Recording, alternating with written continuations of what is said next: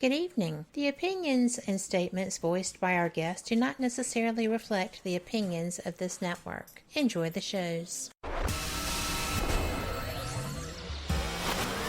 You are listening to WBHM Digital Broadcasting, Birmingham, Alabama.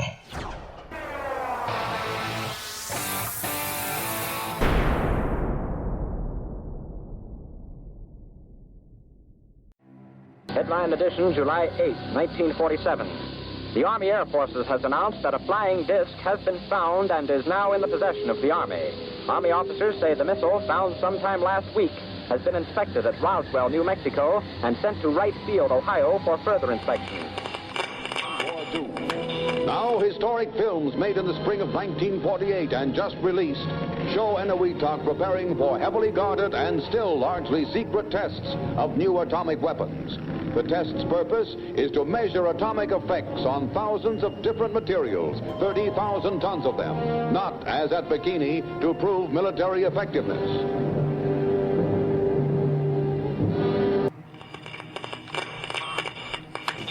San Francisco police say that 9 persons have been arrested in a narcotics raid on the headquarters of the Grateful Dead, a widely popular singing group. 2 members of the group, Rod McKernan and Robert Weir, and their business manager, Danny Rifkin, have been booked on suspicion of possessing narcotics. 3, 2, 1, 0. All engine running. Liftoff. We have a liftoff. 32 minutes past the hour. Liftoff on Apollo 11. Tower cleared. We got a roll program. Neil Armstrong reporting the roll and pitch program, which puts Apollo 11 on proper heading. I'm going to step off the limb now. That's one small step for man,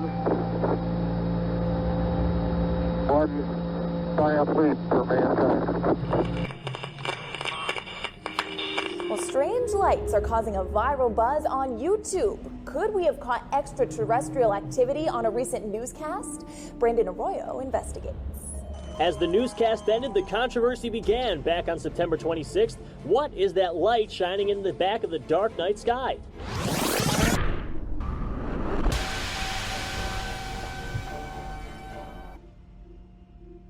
With coverage reaching all the way back to 1948, for over 70 years, Fate magazine has brought you reports of the strange and unknown, all of them true. Now, Fate Magazine Radio is carrying on that tradition of setting the standard in paranormal talk radio as we report and discuss some of the most mysterious and perplexing phenomena imaginable in this strange world of ours. Now, here is your host of Fate Magazine Radio, Kat Hobson.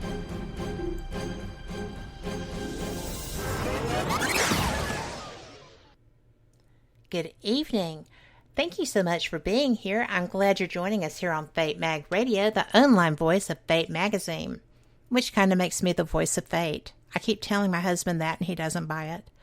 But I am Kat Hobson. I am your host for tonight, and this is going to be a truly fantastic show. I'm pretty excited. The information is not in my normal wheelhouse, although I've been learning a lot more about it. So we'll see what happens. I do want to let people know that I hope everyone is safe and healthy. I know that things are starting to seem like they're, lightening up a little bit. But, we're getting there because everyone has been doing their due diligence. Washing hands, wearing gloves and masks, doing the things. And the information that comes out about what we are supposed to do to keep ourselves healthy and protect others seems to be a little wishy-washy. So I just do all of it, right? Hopefully that's going to do the job. I know that everyone does the best that they can too. My guest tonight is someone that I admire a lot. We have spoken online some as we were getting ready to do the show. I was referred to him, and I'm very appreciative of that. My favorite thing that jumped out at me about Jay was when he sent his bio information. It opens with a Galileo quote.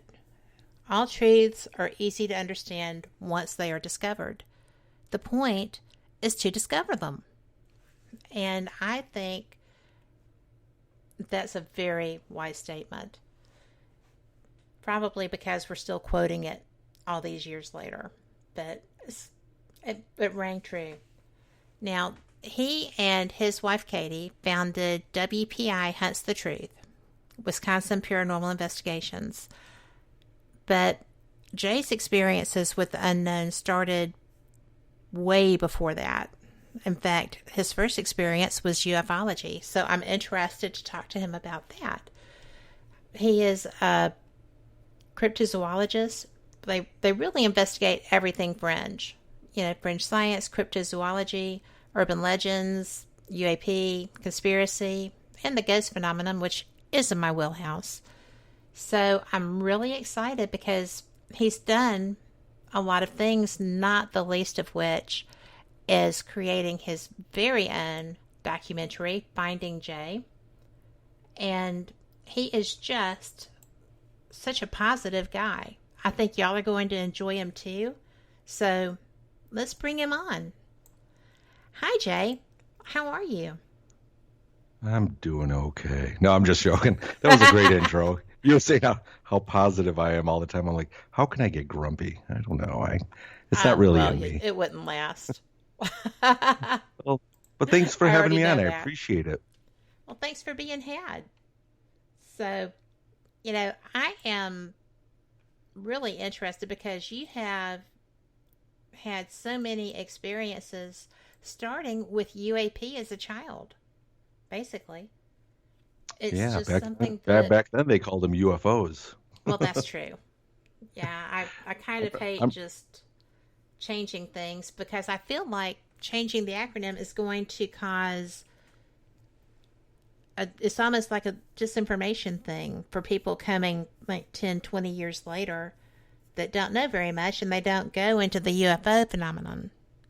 They'll just go straight to UAP. Yeah. So, is this change something that could be construed as creating disinformation for later periods? Who knows? I don't know. I don't know. Sometimes I just think this has just been the awakening. I mean, it's even bizarre. Somebody posted a really cool meme.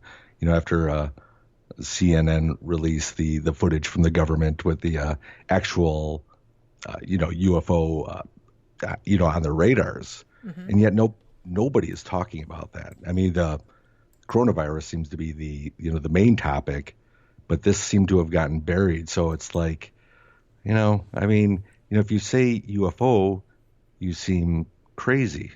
You know what I mean? You say Bigfoot, you sound crazy. But if you use a term like Sasquatch or the wild man or, a cryptid in the woods, it doesn't sound as crazy. So I do think it could be a plan, whereas I'm not for sure. That's just my own personal thought. Well, I know that I was at Contact. No, I did not go to Contact. I was at the International UFO Congress last summer, and that's where the term had really begun to be a big transition. There was a huge move toward that. Nobody says UFO anymore. When I talked with ufologists who have been ufologists for 20 or 30 years, they were like, well, there's just such a stigma attached to UFO. I said, well, I think eventually there's going to be the same stigma applied to UAP because it's the same topic. Right. And, I think that part of the reason people aren't talking about those videos being released is because it happened 3 years ago, almost. Exactly. Yes. I do remember when they came out, too. Yeah, and the government talked about them then, and people tried to say that Lou Elizondo had not been in that position and all this other stuff. He had to, he basically had to prove he had actually been part of that program, rather like they did to Bob Lazar, which I found interesting. So it's just weird. I saw that documentary on Netflix of Bob Lazar. I've always followed his story from way back when, and I always found that fascinating. I do too. He had payroll records. Well, and they still tried to say he didn't work there. So George Knapp did a good job with helping him get that information out. So if it hadn't been for him, he might have just, been pushed back into obscurity. But the research that went into getting that story out was really strong. Yeah. But again, I digress. This show's about you.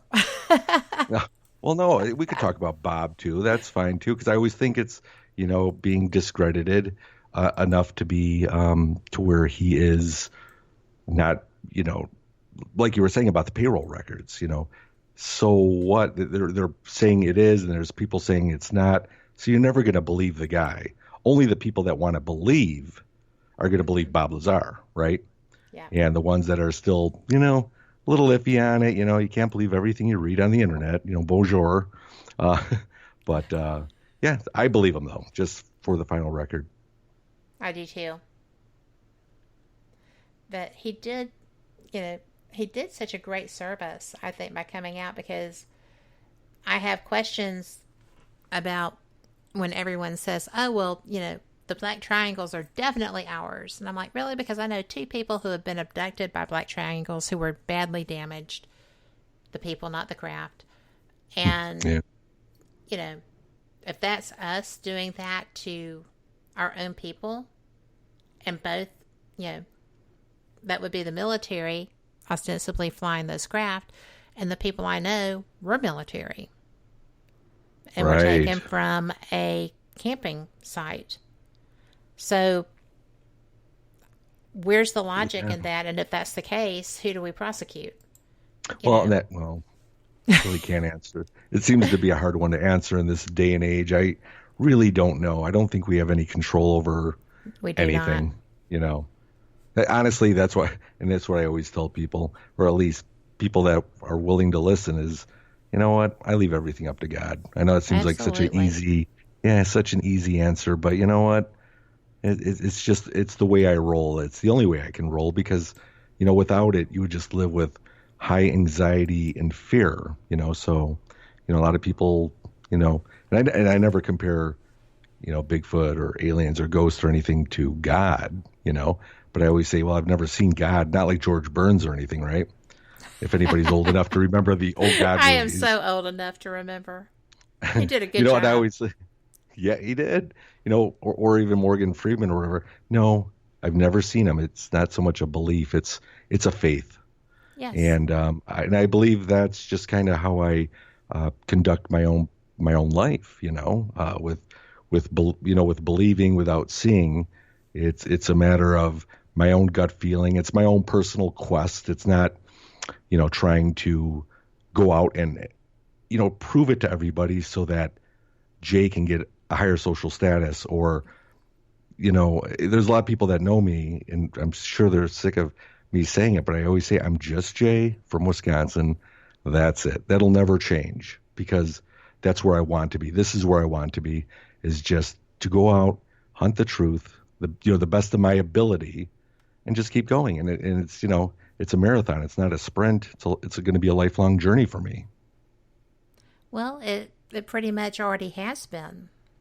So, it's very difficult to find the answers and be convinced that maybe this is a piece of the puzzle. I know that you do home investigations and things of that nature, as well as the crypto investigating. But it's just it's so frustrating when you're trying to find something. And I personally, when I get a feeling that I'm coming toward an answer, something that is going to be like a breakthrough moment, and then it just skids off the rails, because it's paranormal. You cannot make the paranormal normal. No, and I say that too, is this even goes with ghosts or UFOs or whatnot. We all have our theories and opinions, right? All of our speculations. That's what all this is based on. And usually I like to open up when I tell people is, remember, this is just one man's opinion and theory. And while you may not have heard it, you could take it with a grain of salt or not. That's why I usually tell people, just go out and discover for yourself. If you really want to know, then you're going to have to do it, because if I'm out, in the deep heart of the woods and I happen to get a blurry shot of Bigfoot or the best HD clear footage, no matter what, you're going to have your opinion on that, whether it's fake, blurry, whatever, right? So I'm not trying to prove that to the world. I'm trying to prove it to myself, and at least maybe bring something home to show my wife, to say your husband's not as crazy as he seems, doing this. It's a great hobby, and she supports me, and that's the best part of it. And but it would be nice to actually show her, saying, "Hey, look, I was not crazy at all." But I do do a lot of posting or do it on my website, because there are people that are really interested in the subject that can't go out, or they can only go out so many times a year, or they would rather just follow it, digitally, or virtually. And I don't mind sharing that, but I'll never come and claim that's exactly what it is, because really I don't. In my documentary, a lot of weird stuff has happened, and it was captured and recorded, but I still never saw what was behind doing that, and so it's just something that I need to just prove to myself first and foremost, more than anything in the world. Well, absolutely. But you have had the experiences that make you believe that this is a real thing, even though you haven't been able to specifically see it as it was occurring. Up close. And then I joke and say, "Of course it's real. That's why I do it." But I don't want to come across and say, "Hey, Bigfoot's real. Come on." His name's not Daryl. That was a great advertisement. Oh, I know, right? But, and there are so many investigator researchers out there that are all doing their own thing. It's a cliche when you hear there's no expert in the field, right? Okay, everybody will tell you that. Anybody from the ghost phenomenon or ufology or cryptids. But there are seasoned researchers that try their own methods, their own techniques that I might not have, that I haven't tried yet, or vice versa. So it's not so much about an expert. It's actually trying to learn from everybody. That was actually the main purpose of why I put the film out. It wasn't so I can get rich off of it, because I'm not going to buy an island anytime soon. Which is tragic.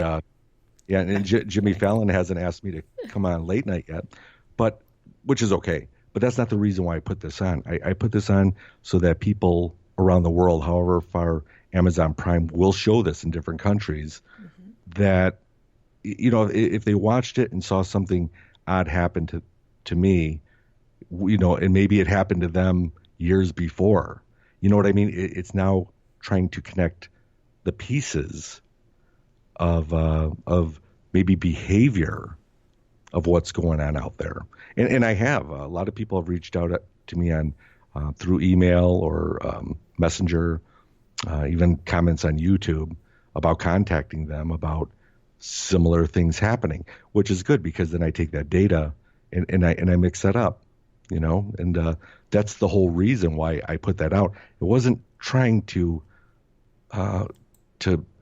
shove Bigfoot down your throat saying, "Listen, it's real, and this is how I know it's real. I'm going to get scientific on it," because you can't convince everybody about this. Well, you can't. And the fact that you don't try to speaks volumes about both your personality and your work. But we have to go to our first break. We will be back right after this, and thank y'all for being here. Y'all come back. You are listening to WBHM Digital Broadcasting, the best in paranormal talk, only on Paranormal Experience Radio, broadcasting live out of Birmingham, Alabama.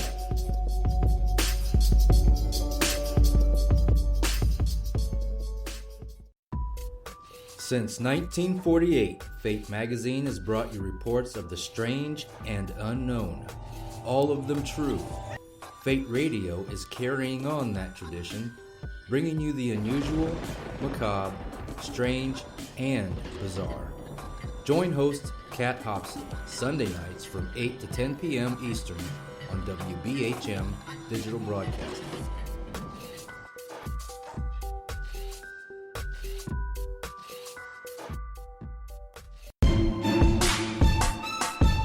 You are listening to WBHM Digital Broadcasting, the best in paranormal talk only on Paranormal Experience Radio. Broadcasting live out of Birmingham, Alabama.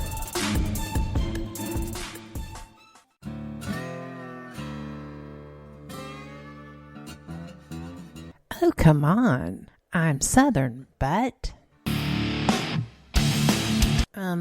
Nope. That'll do. Hello. I am Kat Hobson, host of Paranormal Experience here on WBHM Digital Broadcasting out of Birmingham, Alabama. I enjoy having guests from all areas of the paranormal, from ghosts to ufology to cryptids and beyond. You'll find some of the best researchers in their fields bringing you some great information. Join me on Wednesday nights from 8 to 10 p. Eastern here on WBHM Digital Broadcasting. We are confident that none of our hosts are possessed. Being repossessed a few times? That might be a different story. You are listening to WBHM Digital Broadcasting, Birmingham, Alabama. Thank you for listening to WBHM Digital Broadcasting out of Birmingham, Alabama. The time is 23 minutes after the hour. Welcome back to Fate Mag Radio, the online voice of Fate Magazine, and I am so glad y'all are here because I am getting a chance to talk with, I didn't say his name in the intro, which was hilarious, and I apologized because it's just the way that rolled. I was so pleased just to be talking to him. But Katie Bachochin. And that's right. Thanks. I practiced. So, well, you know what? I thought you were going to get me more into the Cher or Madonna. It's just Jay. Jay. That's it. Well, everybody the film knows is that. Finding Jay, so That's that true. would stand to reason. That's true. And yeah, I'm just glad that you were.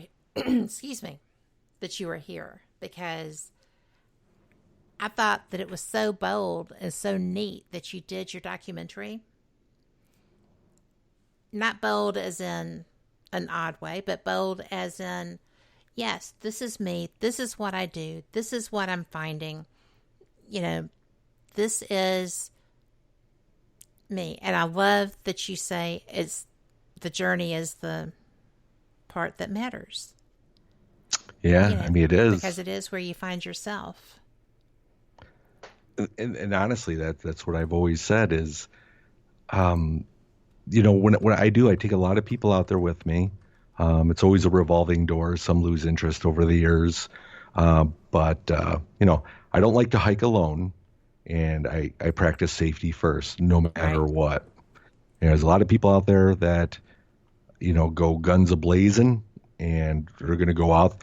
That, you've got to do what you feel safe with.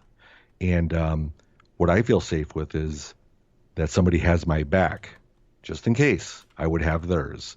Because you don't know, and I usually don't even go to the Bigfoot phenomenon when I'm out there. I'm thinking of any other type of predator.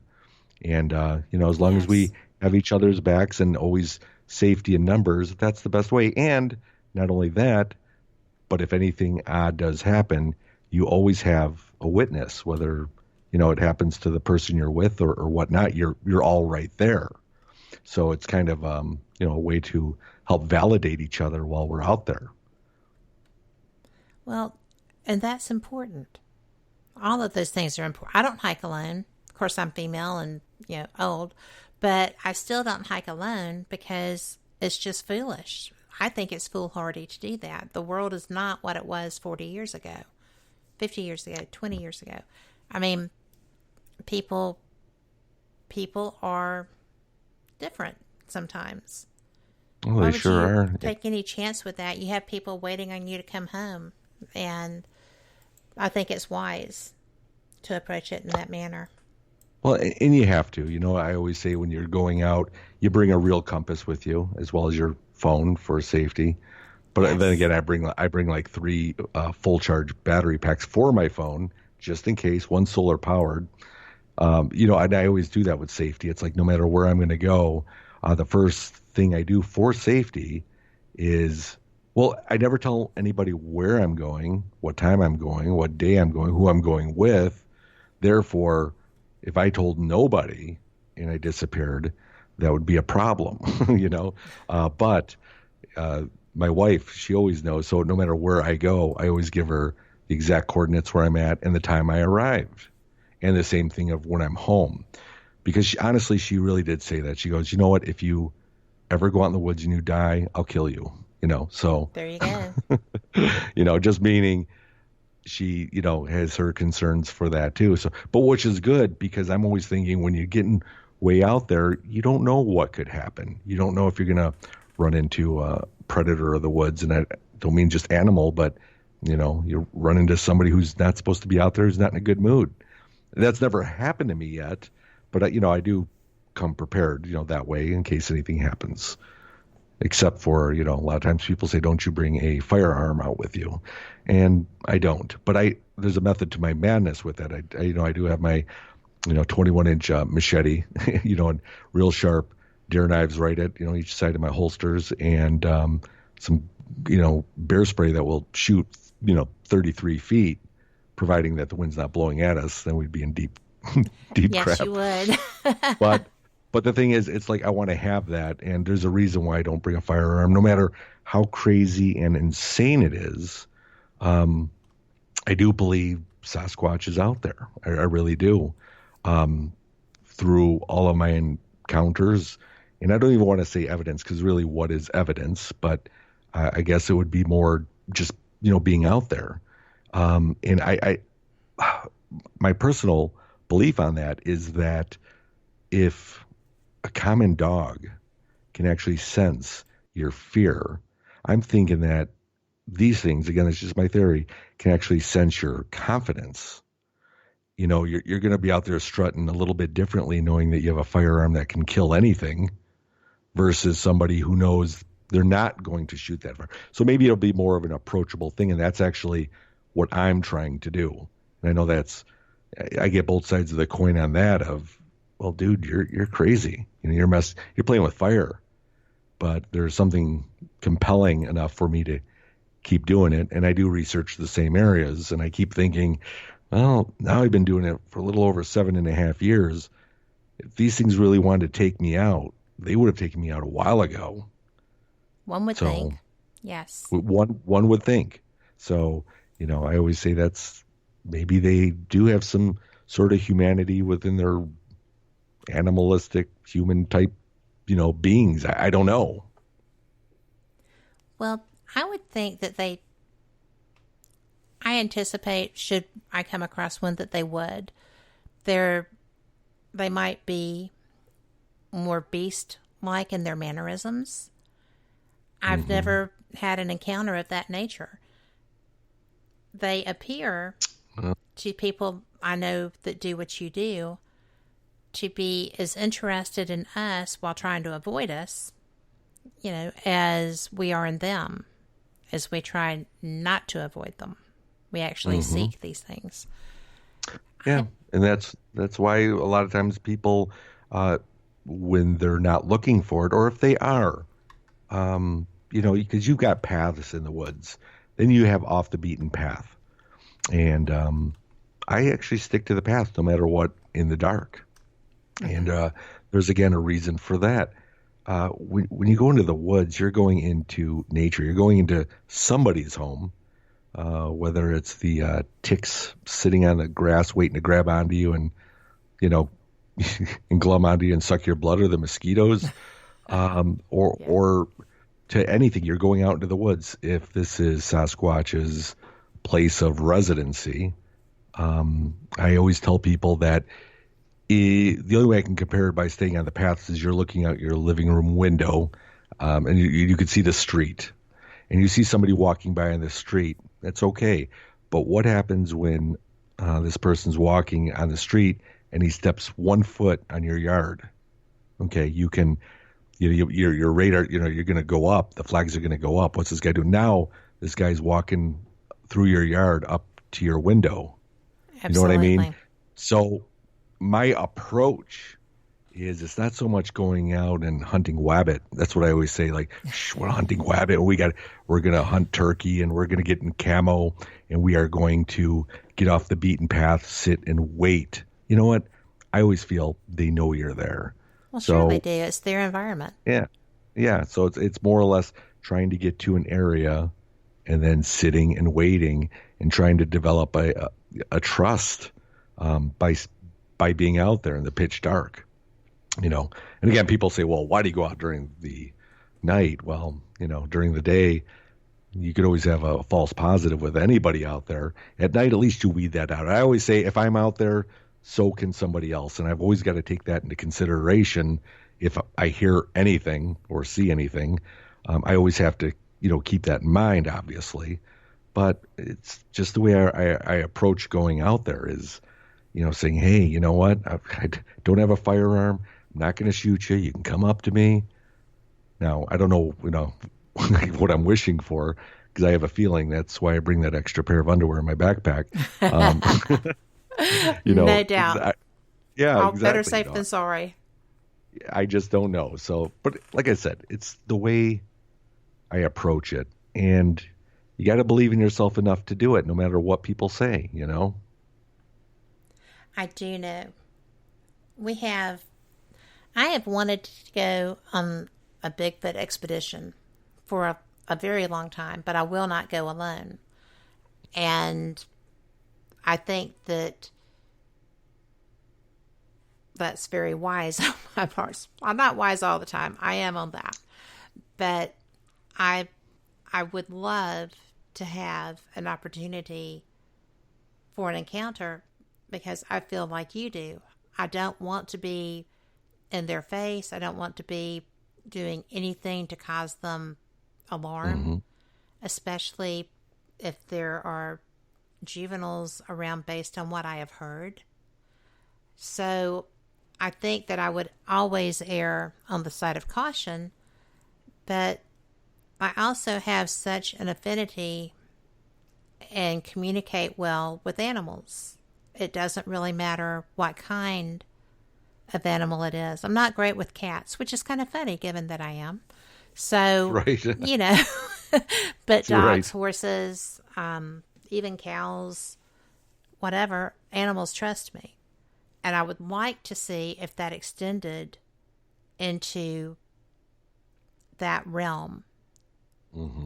Because I just think that would be interesting. It would be an experiment that I personally could judge. It's really hard. Absolutely. We have a person here in Alabama. We have several. In fact, I have Trey Hudson on with me Wednesday night, who are always out looking. And when I finally met someone that I could go with, I broke my stupid knee. So I'm still recovering from that. So once that's done, then, and I get back in physical condition, then I'm going to be branching out with that. What would you tell someone who was eagerly looking forward to this, not really an outdoor person, but was capable enough out? I mean, what would you tell somebody new to this field? And that's an interesting question, because there's all different ways you can approach doing it for the first time. I've never been on a Bigfoot expedition, and that means going out for several days, camping, setting up tent. Still looking forward to that at one point while doing this. Then you have the others that are interested in doing it, but not the camping part of it. And then you have those that are interested in doing it just during the day, but not the night. Going into this, I've always said, safety first, number one, no matter what you do, no matter where you go, is to check out your surrounding areas before you do it. Know the wildlife there, what the dangers are, the different landmarks of where you're going to be through the whole expedition or even that one night. Those are the type of things that you want to know first. That's why a lot of times when I do take some people out, that we will go out during the day so they can get the lay of the land. So they kind of have an idea, of where we're at. Because when you're in the dark, especially in the Kettle Moraine, the canopies and the night, you're just engulfed in darkness. That's why I like it. I don't even, I have the 1500 lumens torches for lighting, but I usually go with a low red light just to kind of see. I know the paths very well, but, just to be able to make sure for safety. But, getting back to what you were saying, what would you tell people is just remember, always practice the safety first, no matter what. Definitely check out the locations of where you're going to go, no matter who you're going to go with. Google it, kind of learn it, then learn the different type of animals, then learn who you're going with to make sure that they are prepared for any type of, natural, wildlife out there, or the dangers of the prey, that could be out there. Those are like the first things I would tell people to do. Besides, making sure that, even, this is what I always say, even though you're safe with the bear spray, gun, whatever you're going to use, I always say, make sure that you also use the right type of repellent, or it's like an insecticide that you can actually fuse to your clothes that will keep away something as little as a deer tick that will give you Lyme's disease. That would not be good expedition. So there's a lot of things that you do to prepare to go out. Then once you're out there with somebody that and you're confident with, and believe me, I always tell people I'm no Outback Jack. I mean, I don't think I'm like Mick Dundee from Australia, or anything like that. That was my best Mick Dundee, by the way. Again, I'm dating myself. Decent. But, we'll let it slide. Yeah. But, it's going out with somebody that will have your back. Yes. But, those are the most important type of things, because when you go out, and I tell people for the first time when they go out, I said, this isn't David Letterman's stupid pet tricks, and, to where you're going to go out and something is going to happen. I go out weekly, sometimes twice a week, but I'll do it throughout the whole year, through the seasons, besides deer hunting, or, Christmas time, or, what I mean, like that. But I'm always out there, and, I'm going to say 9 out of 10 times that I'm out there, it's nothing. Mm-hmm. And maybe what was something 7 years ago is nothing today, because I know I've learned what that was. And that's the whole part of doing this, is to go out and listen, to observe. And honestly, I always say my final success to a really good hike is go out and have fun, enjoy nature, enjoy it. As long as you're safe, you're with somebody safe, the area, the dangers, and you feel good about that, then, have fun with it too. So that's what I'd usually recommend to people. Well, that's great information, especially about, about the insect repellent. That's my favorite. Well, nobody knows that. And this is not a plug for Walmart, but you can actually go to the camping section and buy Sawyer Permethrin. It's in a yellow bottle with a black label. And what you do is, this stuff is you spray it onto all the clothing you are going to wear out there, from shoes, socks, pants, shirt, hat, a backpack, anything that's material. This doesn't go on your skin. You usually spray this a day before you go out. And what this stuff does is actually fuses to the material of your clothing. And not only is it a good repellent, but actually it actually kills the insects if they get on it, such as a tick. If a tick comes on you, usually if you're wearing bug spray or something, they just, whoa, I don't like this, I'm off. Right. This stuff is, when they get on your clothes, they actually will fall off and die, which again is good if we don't want to keep the tick population going. But that's how I look at it. It's the small things that you don't think about. Here you are thinking about doing a Bigfoot expedition with a big creature, and here we are talking about little tiny deer ticks. That could ruin the fun. They're still bad to the bone. They are bad to the bone. Yes. Yes. We had a family member die of Rocky Mountain spotted fever. So they can cause harm. So they can. You gotta pay attention. Just be safe. Know your guide on who you're going out with. See if they are like Mick Dundee from Australia. If they're really good at that, it just make you feel safer. Because a lot of people will ask me, Jay, do you go look for Bigfoot everywhere? And that answer is no, I don't. I have a rapport with these woods that I'm comfortable with, that I believe they are comfortable with. And it's a strong statement because there's a lot of people, actually, if you go on Amazon Prime and look at some of the great one-star reviews and the haters of my film, that's fine. You're going to have some people that love it and hate it. I get that.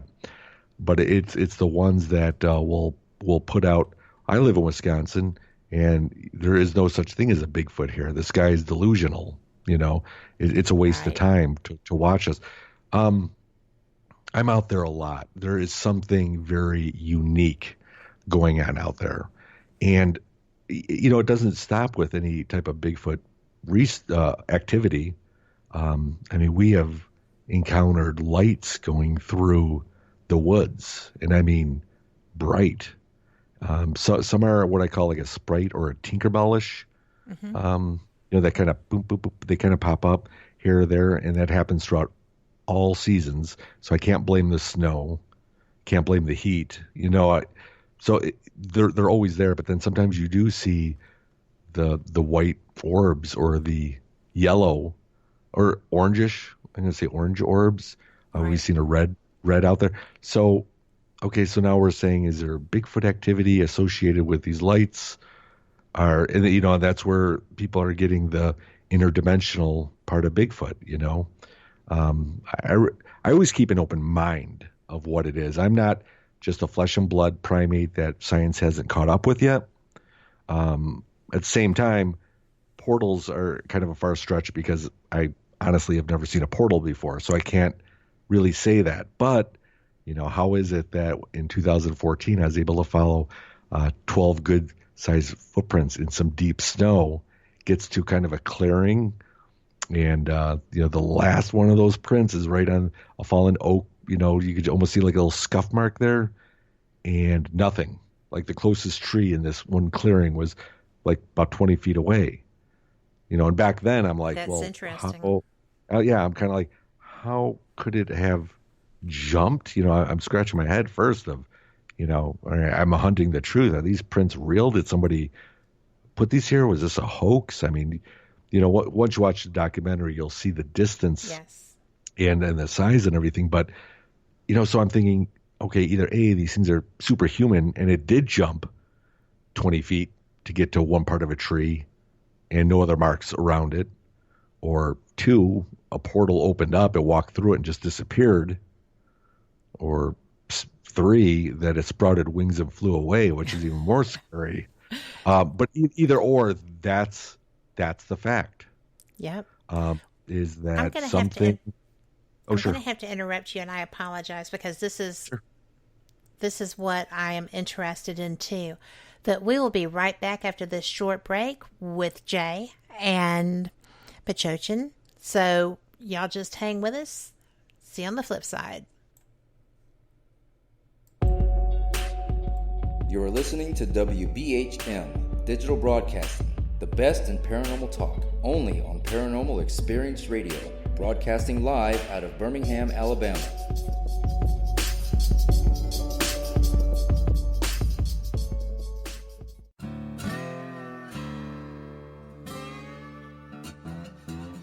Oh, come on. I'm Southern, but... Nope. That'll do. Hello. I am Kat Hobson, host of Paranormal Experience here on WBHM Digital Broadcasting out of Birmingham, Alabama. I enjoy having guests from all areas of the paranormal, from ghosts to ufology to cryptids and beyond. You'll find some of the best researchers in their fields bringing you some great information. Join me on Wednesday nights from 8 to 10 p. Eastern here on WBHM Digital Broadcasting. Since 1948, Fate magazine has brought you reports of the strange and unknown, all of them true. Fate Radio is carrying on that tradition, bringing you the unusual, macabre, strange, and bizarre. Join host Kat Hobson Sunday nights from 8 to 10 p.m. Eastern on WBHM Digital Broadcasting.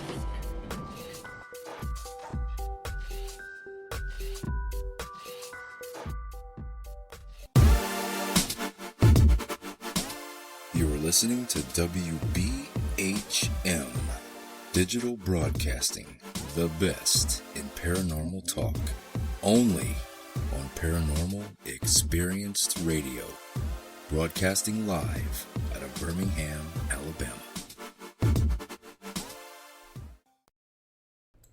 Welcome back to Fate Mag Radio here on WBHM Digital Broadcasting out of Birmingham, Alabama. I am so glad y'all are here. This is a great show. And Jay, you have got so much good information. I appreciate you answering my questions about the first timers, but we have another question also. And this is from April in chat, who says, where are Bigfoot hotspots in the U.S.? It's all new to her. I mean, that's a great question, April. I mean, if a lot of people will go up to the BFRO website and you will actually see a map of this organization. It's almost like calling MUFON for UFO sightings. And a lot of these sightings a lot of times people will want to report them directly to a major hub that actually Matt Moneymaker from Fighting Bigfoot actually started way back when. But there are tons of places in the United States that I believe would be a hotspot, and that's definitely in the Pacific, Northwest out there in Oregon, Washington, California. However, where is April from? April, I believe, is Virginia Beach, but she's about to be moving cross country, if I'm not mistaken, from previous chat rooms that we've been in together. Yeah, I mean, and definitely because I network with a lot of people that are actually doing the same thing, but in different parts of the country. Pennsylvania, the Chestnut Ridge, definitely a very hot spot with a lot of strangeness with Bigfoot, even UFOs being out there. I heard Kentucky was actually one of the big hot spots as well, believe it or not. I would always think, and actually that's how my wife will think. She'll be like, where is she? Where is she with the whole Bigfoot, phenomenon? Yeah, they are possible. They could exist, but in Wisconsin, she doubts it. But she still supports it, but she doubts it. Mm-hmm. And that's what a lot of people think about the Midwest that way, that, I'm right here bordering Illinois. Even in Illinois, there are so many sightings, and you think, well, it's so flat. There's no mountains, there are definitely some big forests like, Bell Smith Springs, a lot of these areas down in southern Illinois. But again, even here in Wisconsin, you would think, why the Kettle Moraine? And the Kettle's actually, was formed by, the icebergs actually moved in that helped form the Great Lakes. Mm-hmm. It actually took a moraine and made them into like inverted mountains. So you don't really see mountains, but they go really deep. But going back to April here, there would be definitely a lot of great spots. And that's why I wanted to find out where she lived, because, you could say California, and Northern California, who wouldn't want to go there? I'd love to go there. That's on my bucket list. Same with Mount St. Helens. That whole area out there, I've heard have been some hot spots. But I like to think smaller and say, right here in southeast Wisconsin, we have them. I do. I was lucky enough to talk with, oh my goodness, Shelley Covington, Montana, who is part of the Olympic group. Yes. And she lives in Texas and goes for about a month out to Oregon and Washington. But, I mean, she goes alone. And I'm just kind of like, oh, wow. In fact, I think I spent most of that 2 hours going, oh, wow. So she is, right. She's fierce and a little zany, that one. But she's won awards and stuff as a researcher. So, well, exactly. And that's what I'm saying is on a bigger scale like that, it would be fascinating to be involved with an organization like that, to be able to hunt the truth that way. And honestly, I'm glad they're doing it. I'm glad there are research teams out there doing that, because you know what? I still have to work and make a living. I'm not going to be doing it walking out in the woods. So, I guess if I was a millionaire, I'd be the richest woodsman there is, because I'd be out there all the time. To try to, yeah, exactly. So, but it's great to have that type of research, even with Dr. Jeff Meldrum, being able to take his work in academia serious enough, not just, just throwing that out of saying, it's just somebody looking at it and saying, it is a Bigfoot, because how do you know, right? But to be able to have someone like Dr. Jeff, I met him for the first time last June at the PA Bigfoot camping adventure that Eric Altman puts on out there. Yeah, and it's real nice. It was like a nice 3-day event, and Dr. Jeff was there, and it was great because I said, "So, do you believe in Bigfoot then?" And he goes, "Oh, it's not so much a matter of belief, because he studies the anatomy, the bones and everything as a professor at Idaho State University. So he knows by that print," and this goes with the Olympic project because he's a part of that, being able to look at that foot, to look at the dermal ridges, to be able to tell if there's an anomaly or something broken, but something made that print. And that's what he says. Exactly. And that is great. That's great to hear in academia. That way is something made that print. That's not a hoax. So something that has, a 18-inch foot made that print, and a wide foot too. Because I always say Shaquille O'Neal has like a 22-inch foot, but it's real narrow. Yeah. These are like, 18 inches and, 6 to 7 inches wide. That's a huge foot. Right. That's a big foot. Who is not getting sensitive because, people should call him Daryl. I still think that's one of the best ads of the season. But I know, isn't it, Daryl? It is. It is. It's still funny doing that. And actually, my son, because, I take my family out there. That's the other thing I get, right, is how could you take your kids out in the woods where there's a Bigfoot? Well, number one, you don't believe in Bigfoot, so get off my case. I don't really say it like that, but I'm always like, yeah, but I'm always like, you know what? I want to bring my kids out, and it's during the day, not the night. And it's, it's with me, my wife will come out with me, or, another friend that will come out with me, but they're always to be that safe part of it. But you know what? I grew up in the woods, playing and building forts and getting poison ivy and ticks on me. And that's what we did as kids. So I don't want to hold that back. They're always on their devices and playing their games, and, now they're just e-learning. Everything's just digital. And it's like, no, put that down.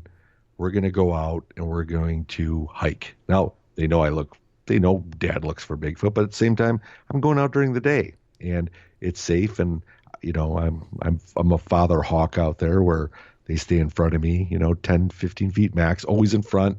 I'm always watching them and just enjoying nature, and, I think that's really what it's all about, just to be able to get out there and just enjoy it with family and friends or whatnot, but just to get out there and enjoy nature. I agree. I'm very lucky that I live in an area that values parks and natural parks. I think that that's pretty much everywhere, but ours are... I live at the bottom of the Appalachians. So we've got what most people would consider big mountains, but they're really not. So I bet you they're bigger there than Wisconsin. I would think possibly. I think so. So you got something going there.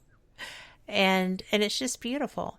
There's foliage. We've got, as one of my dad's Green Beret friends used to say, if there's something that's outside that can kill you, we've got it here in Alabama.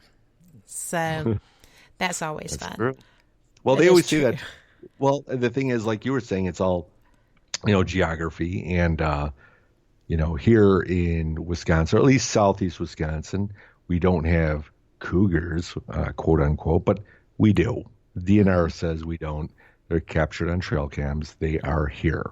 Bear, no, not so much. It might be a stray here or there that makes its way down.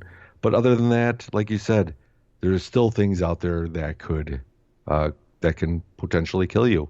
Even wild dogs or a big pack of coyotes. Somebody who I hike with, Michael and David, Michelle and David, sorry. I was just thinking with a couple, where Michelle was actually kind of freaked out by hearing the big convoy of coyote. I mean, they're out there. I always think it's cool. I'm always like, shh, I want to record this because there's going to be a Bigfoot sound in the middle of it. And I know she was a little bit more. It is because it could be scary. And like you were saying about where you're at, what can kill you out there, And that's where it's all about. Copperheads, coyotes. Yeah. Wolves. You got it all there. Bears. Got it all there.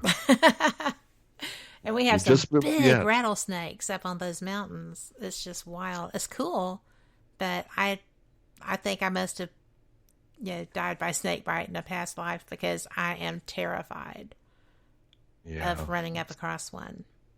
So you never have, or you have run across one? I have by mistake, obviously. Ooh. Was he rattling at you? Out too. Yes. Ooh. And what'd you do? That's what saved me. So it was, probably going to be my downfall, but he didn't jump because they can jump as long as they are. Right. Or more. They spring into action. Literally. So you have you do have and that's just it again. Go across this whole country, whatever east, Midwest, Southern or, the West Coast, there's going to be different dangers in every spot. You have to know. And that's it. You have to know. Honestly, that would be the biggest thing is if I was going to go out researching and hiking and I knew there were rattlesnakes, you've got to take those precautions of, where Gators. they generally going to be. Yeah, exactly. And to make sure that. Right. Everything I keep one right in my there. car. Oh, nice. That's good. So, yeah, I'm a firm believer in I'm probably going to have a heart attack, so it'll be moot, but at least I'll have something to try. So. And hopefully there's somebody there right with you, right? Who can try to do extract. CPR and do the snake bite thing. Yes. So. Yeah, I think that's so good. Funny because, and it's, you want to do it when the want to overcomes the trepidation. You just have to get out there. And do you know that we are at the top of the hour? This hour has already gone by. Wow, so, nice. I know. We are going to be taking a break for the news. And, I know I say this every time. I know people think I'm a Pollyanna, but eventually we are going to get some really good news. It's building up. It's just coming together for us. People are coming out of their houses, so that's good news, I think. And, so we're going to be back after this. Take care and join us back at the end of this. It's about a 5-minute break. Support for NPR and the following message come from DuckDuckGo. DuckDuckGo believes getting privacy online should be simple. With one download, you can search and browse privately, avoiding trackers. DuckDuckGo. Privacy simplified. Live from NPR News in Washington, I'm Janine Herbst. President Trump is temporarily banning some travelers from Brazil as the country faces a severe coronavirus outbreak, putting second to the U.S. for the most cases in the world. As NPR's Tamara Keith reports, it's the president's latest partial travel ban. First, there was China, then Iran and Europe. Now President Trump is banning travel to the U.S. by foreign nationals who've been in Brazil within the last 14 days. Like with the other partial travel bans, there are exceptions. It doesn't apply to U.S. citizens, green card holders, and close family members. White House Press Secretary Kayleigh McEnany said in a statement that the actions will help ensure foreign nationals who've been in Brazil do not become a source of additional infections in the U.S. She added that the restrictions do not apply to the flow of commerce between the two countries. Tamara Keith, NPR News. And the restrictions start on Thursday. Brazil is now Latin America's hardest hit country with more than 347,000 cases and more than 22,000 deaths. The number of confirmed coronavirus cases in the U.S. jumped to well over 1.6 million. Deaths from COVID-19 exceed 97,000. Dr. Deborah Birx of the White House Coronavirus Task Force says going forward, one of the biggest risks for ongoing spread are people who are infected but don't know it. I think it's our job as public health officials every day to be informing the public that what puts them at risk. And we've made it clear that there's asymptomatic spread. And that means that people are spreading the virus unknowingly. And this is unusual in the case of respiratory diseases in many cases. Birx tells ABC's This Week she's very concerned seeing scenes of people crowding together this weekend. The U.S. and China are sparring over the coronavirus pandemic, as well as Beijing's plan to impose new security measures on Hong Kong. NPR's Emily Fang reports China's foreign minister now warns U.S.-Chinese relations are reaching, quote, the brink of a new Cold War. Wang Yi told reporters Sunday that some politicians in the U.S. had taken the U.S.-China relationship, quote, hostage, saying that a political virus in addition to the coronavirus was spreading across the U.S. Wang said that China's vision for Hong Kong was long-term peace and stability, a phrase China has applied to regions like Tibet and Xinjiang, where Beijing operates quasi-police states. Beijing said last week that it would likely impose by fiat a national security law that would effectively end the limited autonomy Hong Kong was supposed to enjoy until 2047. Wang argued instead the law would bring about a stronger legal and business environment in the city. Emily Fang, NPR News, Beijing. The New York Stock Exchange returns to the trading floor Tuesday after months of electronic-only trading because of the pandemic. But the crowded images we're used to seeing won't be there. Floor brokers will return in smaller numbers and wear masks and practice social distancing. This is NPR. In Hong Kong today, protests over democracy returned with people dressed in black, chanting "Stand with Hong Kong" and "Liberate Hong Kong." This as police fired tear gas and water cannon at demonstrators as they gathered in a popular shopping district. Pro-democracy supporters sharply criticized a proposal by China that would ban secessionist activity in the semi-autonomous Chinese territory. Today's protests are a continuation of a months-long pro-democracy movement in the country. The pandemic isn't stopping this year's National Memorial Day concert. It gets underway in about an hour. The annual PBS broadcast will include new performances and comments from military leaders, but as NPR's Elizabeth Blair reports, this time it won't be live from the U.S. Capitol. New performances will come from Cynthia Erivo and Renee Fleming. Due to social distancing, singers and musicians filmed their parts separately.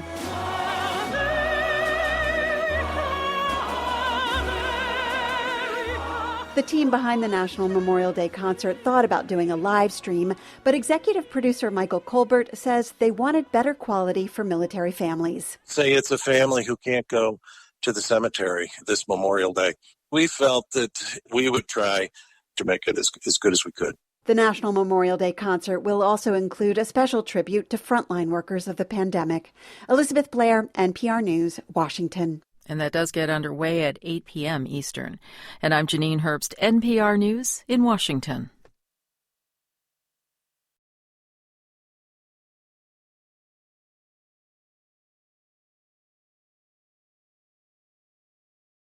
Welcome back to WBHM Digital Broadcasting out of Birmingham, Alabama. The time is 5 minutes after the hour. Welcome back to Fate Mag Radio. This is Kat Hobson, your host. We are the online voice of Fate Magazine. I am so glad that you are here. I wanted to tell you, there's a new edition of Fate. So if you have not gotten yours yet, or if you are not subscribed, hit fatemag.com and get that taken care of. We have back issues going way back. And, you know, if you have a favorite person who has written an article, submitted an article, then, you know, go ahead and find out what edition that is and get that for yourself or get it for them. I had a guest on my show I did not know had written for Fate, and she didn't either because she didn't know it had been published. She thought it had just been submitted and gone by the wayside, and our editor knew exactly what edition it was and got it right out to her. How can you top that, right? So check it out. You can even digitally subscribe if you like, whatever works for you, floats your boat. So there's that. Now, I am telling you that we have had the best first hour, and my guest is Katie Bachochin, who is a fantastic researcher. He has appeared on Small Town Monsters and the Travel Channels. What is the name of the Travel Channel show, Jay? That is called In Search of Monsters. Actually, I appear in episode 8, The Beast of Bray Road, which, by the way, is no more than a 13-minute drive from my house. So I am on Bray Road quite a bit. Oh, yeah. That's a little It's nothing freaky. really. Yeah. Well, Wisconsin is freaky in general. So I understand.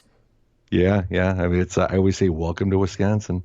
And there's, UFO sightings, dogman sightings. That's the upright canine. And, of course, Bigfoot, Sasquatch. And, the people that don't want to believe that those things are here, that's their choice. And I respect that, too, by the way. I'm not just all about this is real. This, you have to kind of be out there. And, sometimes people need to see it to believe it. But to do that, you have to go out and discover it for yourself. Well, if you're sitting at home not doing it, then you don't get to fuss about it when somebody says they did. Oh, So, exactly. That's my take on it. Yeah. Again, what I look at, too, is I do give, people the benefit of the doubt, too. If they're, if they can't go out or, to go out with. Exactly. And there's a lot of times people are like that. The people that want to just rip on it because they want to be the first ones to prove the existence of these cryptids. I always say, well, go for it too, but don't trash on other researchers that are trying to do it. I mean, I always say I'm just a small fish in a very big pond of, how many people are doing this out there. And I tip my hats to everyone who does this. If they don't, I don't know what you'd call professionally or not, but or sometimes people call that a hobby because you're not really making the money for it. But people invest a lot of time, a lot of money into different pieces of equipment, and you got to tip your hats off to them. And that's how I look at, anything I come across is that way. I don't look at it right away and say, oh, come on, that's CGI, that's a person. I mean, it could be, we've all seen the Bigfoot videos or whatnot on, YouTube or whatnot. You're right away, it's not moving the right way. Arms aren't long enough. The knees are, too high. And you know what I mean? And, yeah, but you still have to kind of keep things open. Well, you do. And, when we were talking in the first hour, we had mentioned that, you stay off of when you say on the paths, you're not just out wandering aimlessly through the woods. Right. And so you're not going to hopefully just show up and, Well, get again, in somebody's face. Well, exactly. And I always say, because this is my belief, is that when I pull up, they already know I'm there. Yeah. And a really good researcher down here in Illinois, Vance Nesbitt, actually came up with a really intriguing way. Because actually we went out about 2 years ago, and he's the one who kind of came up with this. So I give him all the credit on it. But he said, do you know when you go into the woods, we only see the top part. We only see the trees, the plants, the weeds, everything like that, right? But what if, kind of like Stranger Things, turn that upside down? What would the bottom of that ground look like with all the roots of the trees and the plants? Are they all interconnected, right? So therefore, could that be used as a way of determining where we're at all times? You know what I mean? It's almost like a natural surveillance. It's kind of a possibility because nature works that way. Joshua trees are supposed to be connected each to another. Right. So, and that's what I'm saying. If they're all overlapped and maybe they're not connected per se, but you have all this dense woods, they've all got to be somehow intertwined somehow.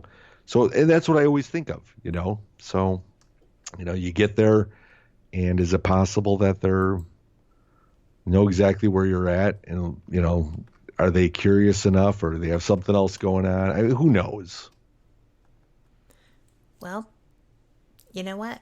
I think that they do. And that's the only answer there is, because I know. Yeah, they're not coming up and giving full interviews. I've asked, but not so far. No, so have I. We have 2 or 3 questions that I want to address because they're pretty good ones. I know that you do the paranormal, the ghost side of the paranormal too. So Maury in chat wants to know, have you run into spirits when you've been out in the woods? That's a great question. And, when the rocks were thrown at me from out of the woods, could they have been a hunter? Could it have been a person? Could it have been a Bigfoot, because that's some of their behavior? Could it have been a spirit? And, that answer would be very much possible, because we have seen the lights. We have, come across just things being thrown. And if you know the kettle moraine and the terrain, it's almost impossible to try to keep up with, walking several hundred yards and each rock being thrown right near your feet with dead-on accuracy. It's kind of crazy that way. So my oldest daughter, Madison, actually said, that seems more like that would be more of a paranormal banshee or something out of the woods. And again, Wisconsin is full of Native Americans. I think the area I'm researching right now goes with the Ho-Chunk tribe. There's so many different tribes that just butt up right into this area. And so, yeah, I mean, all that's possible. We have tried to see if we can capture any EVPs or anything like that. And I had somebody whisper my name, near when we were leaving after one of my nights of my sightings, where it was just a quick Jay. And I thought it was the person I was with, Mary Marshall, at the time. And so I kind of put my stuff down and walk over to her, and I'm like, what? And she's like, what? I'm like, well, you just called me. She goes, no, I didn't. And this is, we're talking about 1 a.m. and nobody around.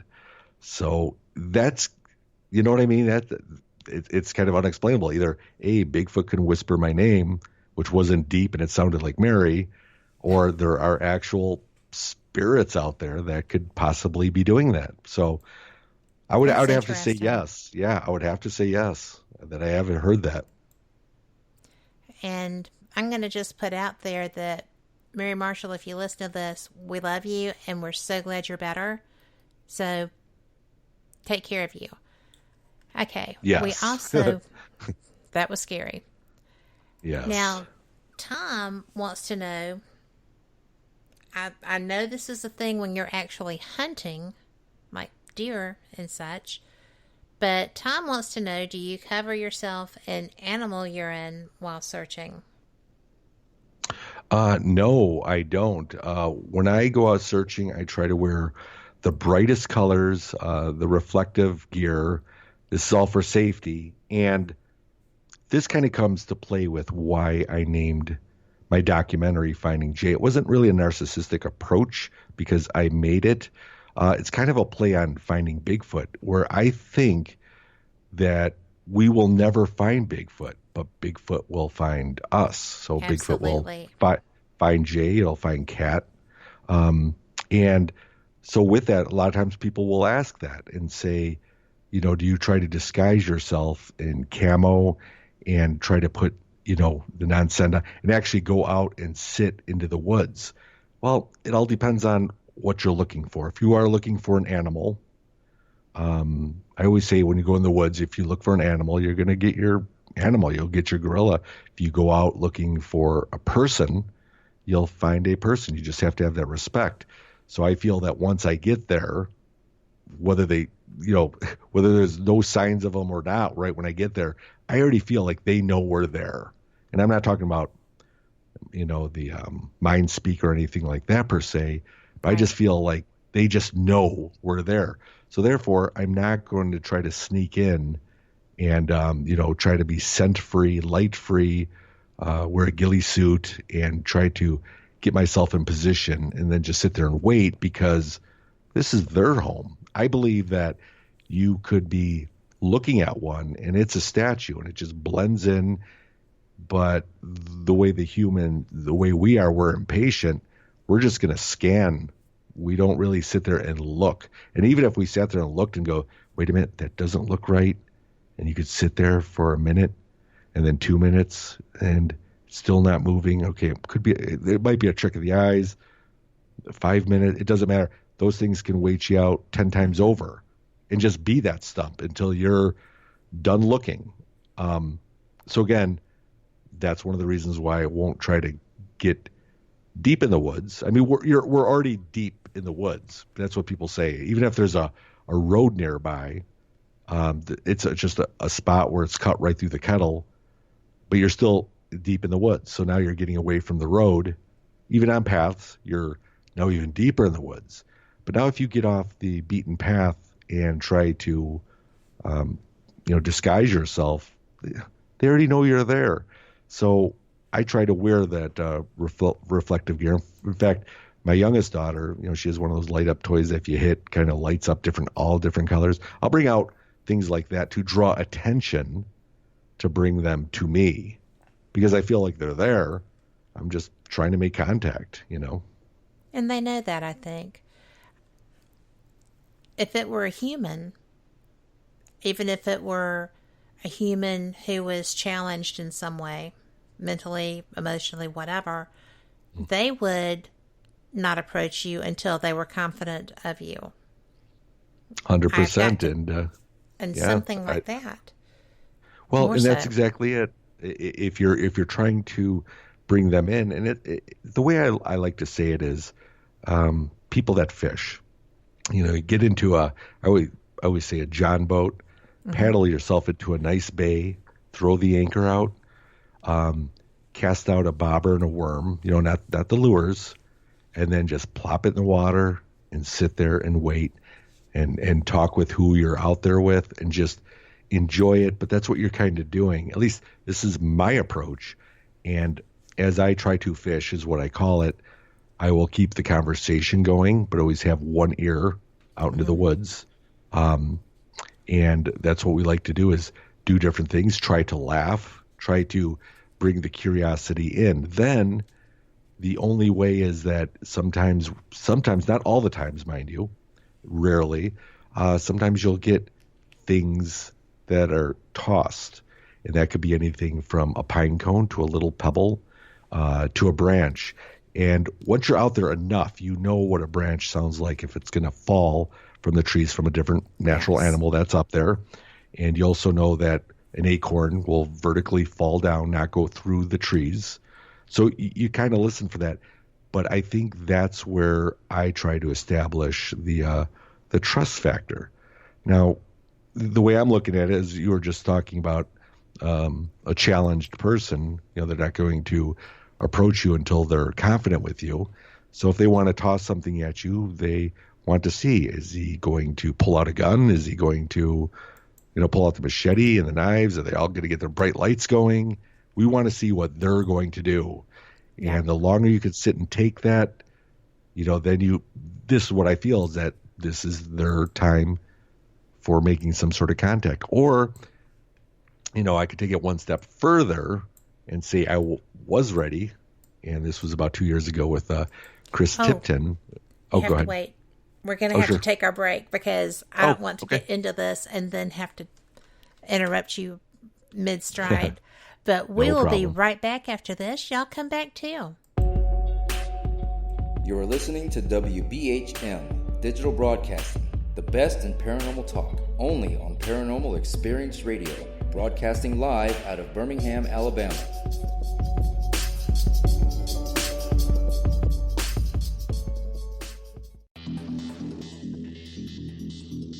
Several U.S. presidents are on record talking about the UFO mystery. Yeah, Presidents Jimmy Carter, Ronald Reagan both had UFO sightings of their own, but the current presidential campaign might be the first in which UFO disclosure has been championed by a major party candidate.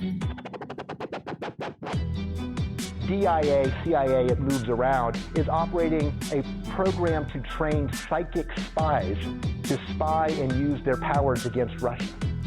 John Ronson writes about this in The Men Who Stare at Goats. The first known sighting of a ghost took place right after Abraham Lincoln was assassinated in the late 1860s during the administration of Ulysses Grant. Project Paperclip, Clinton releases it all in 1998. Possibly the unequal cooling of its surface. I say, do you still think it's a meteor, Professor? I don't know what to think. The metal casing is definitely extraterrestrial. It's a place where UFO hunters and scientists gather to examine paranormal activity in the region. Some of the documents, this is bringing Nazi scientists into the United States to work here. So we fought against the Nazis, and it's not, this again is not a revelation. As early as 1947, 1946, we knew some of this, right? On the paranormal, will we see U.S. President Barack Obama's foreign policy go intergalactic in a quest for gold stolen by aliens? We'll tell you at least how the White House responded to claims the chief executive has been teleporting to Mars. But let's get to today's Capitol account. UFOs, hauntings, psychic abilities, conspiracy, ESP, cryptozoology.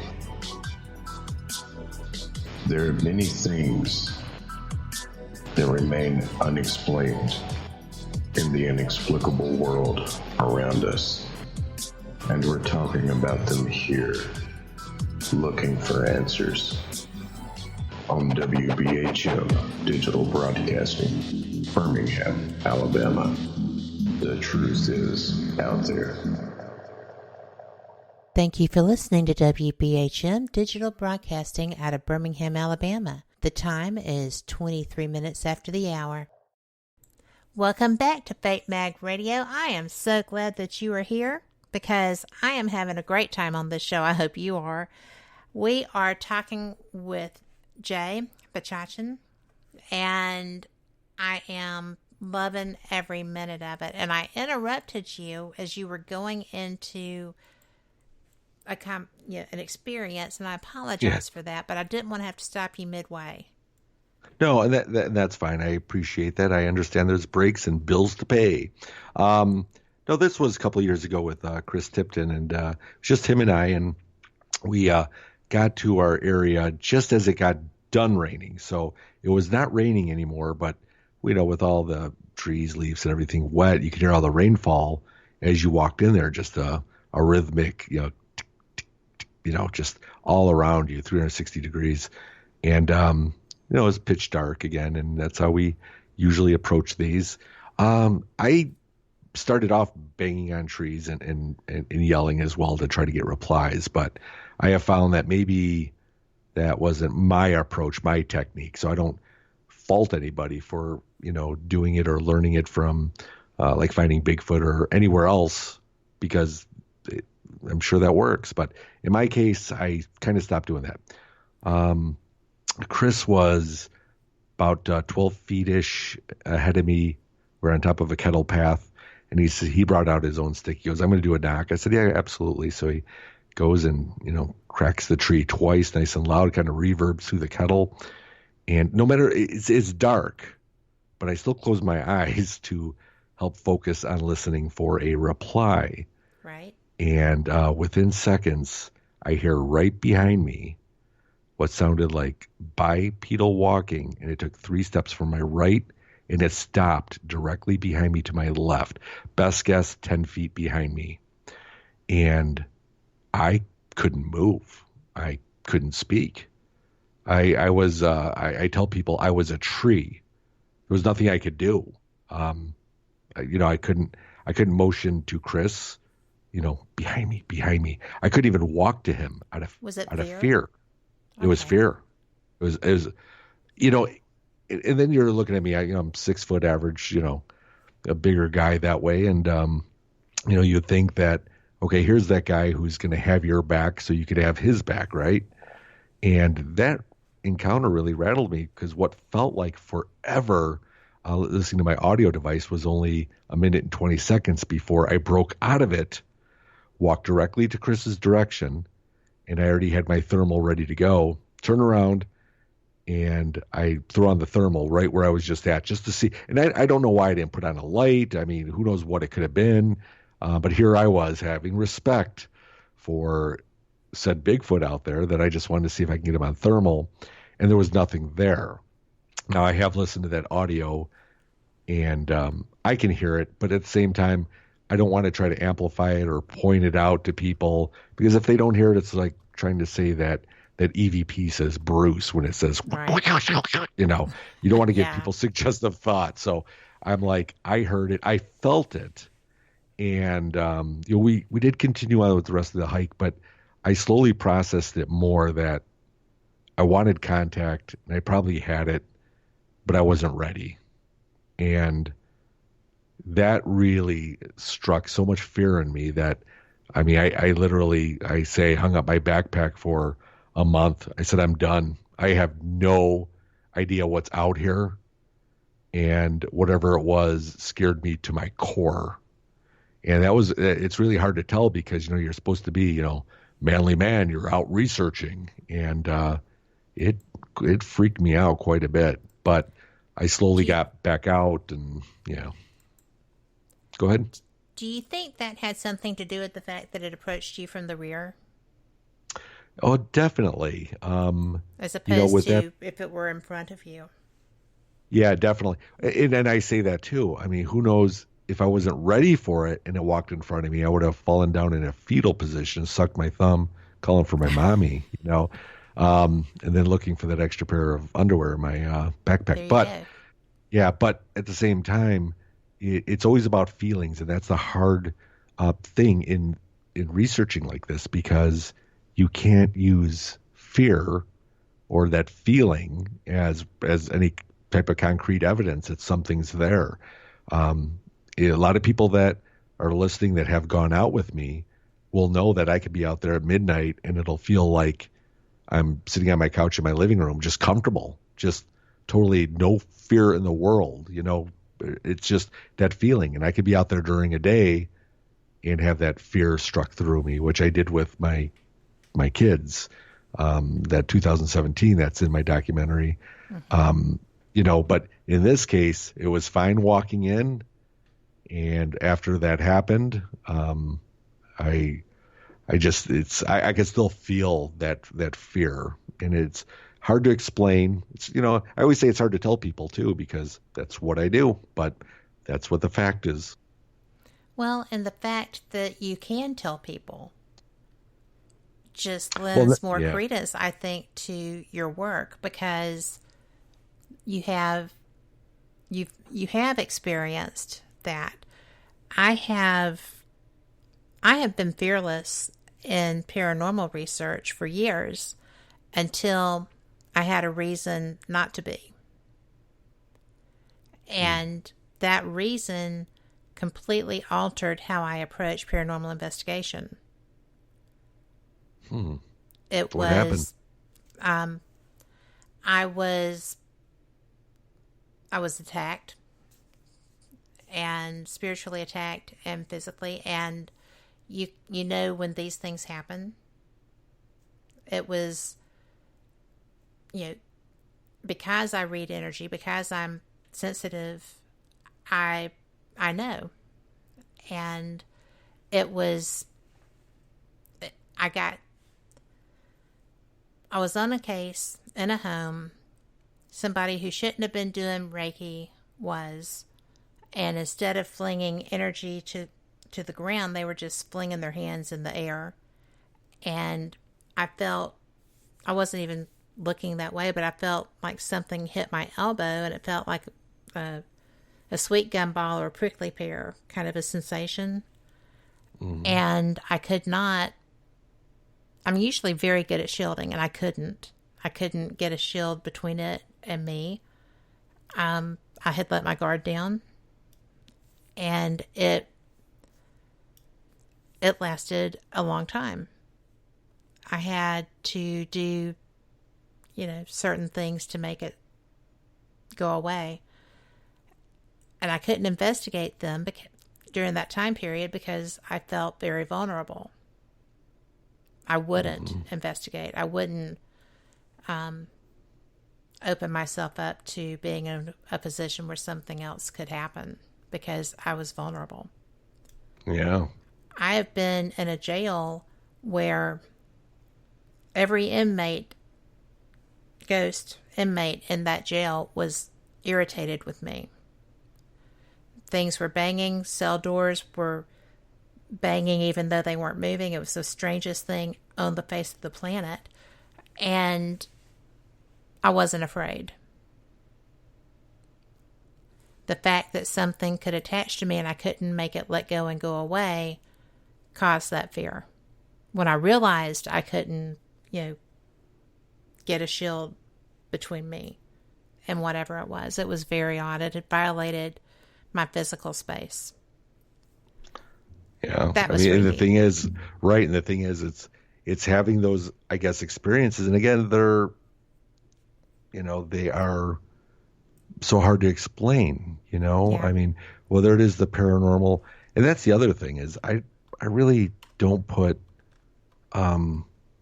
I don't put Bigfoot in a box, like baby in a corner, but I don't put, I don't put Bigfoot in a box or UFOs in a box and ghosts in a box. It's all, yeah. Same. And honestly, I believe that's what Mary Marshall was teaching many years ago about quantum entanglement.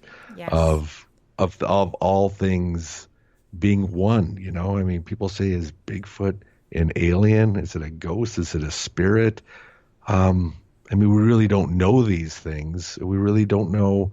I know they would have to be physical to leave impressions, right? I mean, right. or the, I would say the smell or to be able substance. But who's to say that they can't use, and this would go to Ron Moorhead's quantum Bigfoot as well, with the different vibrations.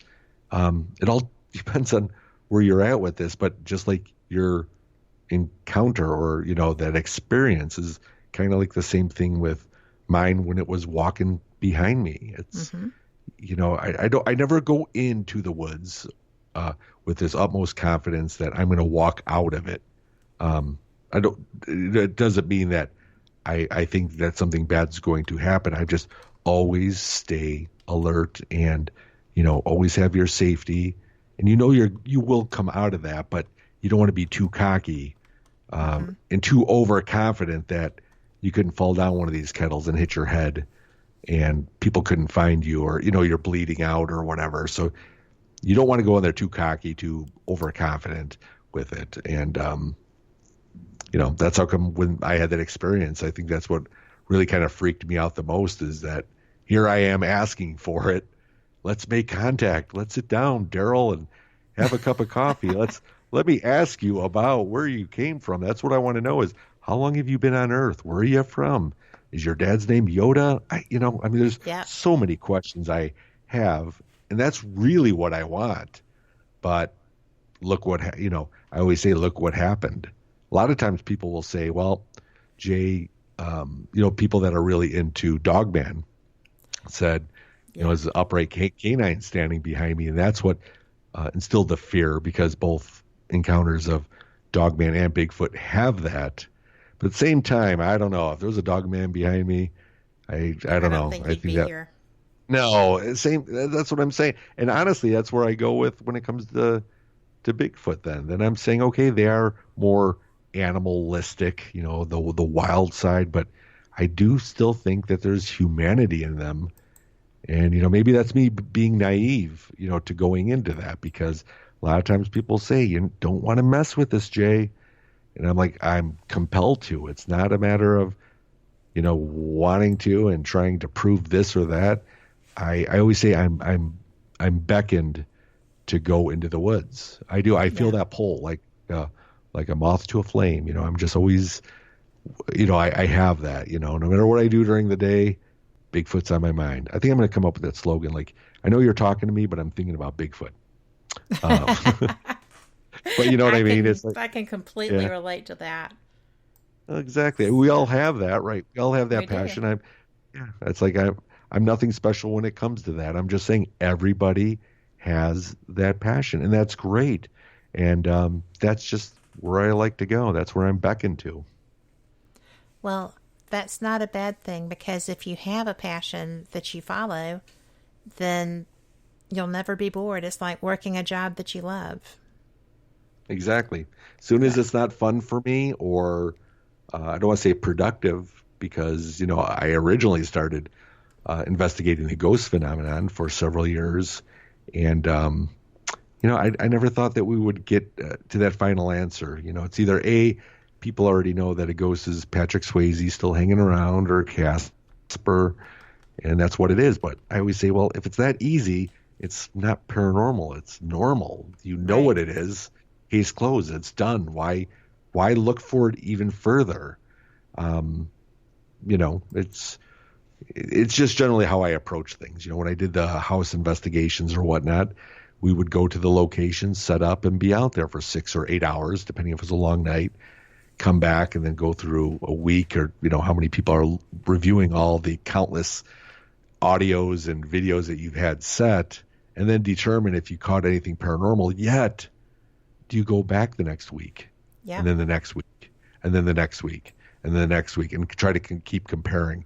And that's what I'm trying to do with the woods. The woods, I don't have to worry about setting things up. It's just a matter of me making that time to go out there, and then listening for this bird, this owl, this, this sound, these breaks. And then over the years, all of a sudden I can go out there now and hear things and just know what that is, because I've heard it before,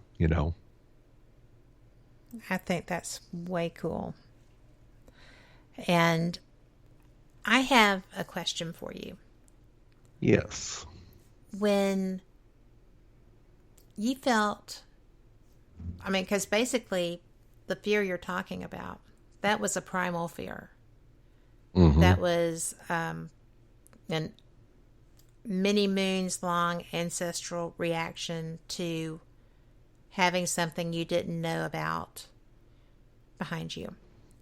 And I know that you do dogman research too. Dogmen ostensibly communicate telepathically. Did you have any kind of communication in any sense from whatever was behind you? Were you able to recognize anything? Not with that case. I don't recall anything more than that primal fear. The way, if anybody really wants to know what that feels like, or if you remember being a kid coming up from the basement and you turn off the light and you're trying to run up the stairs because you think there's a creature coming up the stairs after you. You know, that fear of absolutely the darkness, right? That's what it felt like, but tenfold. But there was really no communication or anything like that I can recall. Mine was more, okay, it's right behind me to the left. I can feel it standing there. That's in my head. That's all I could think of.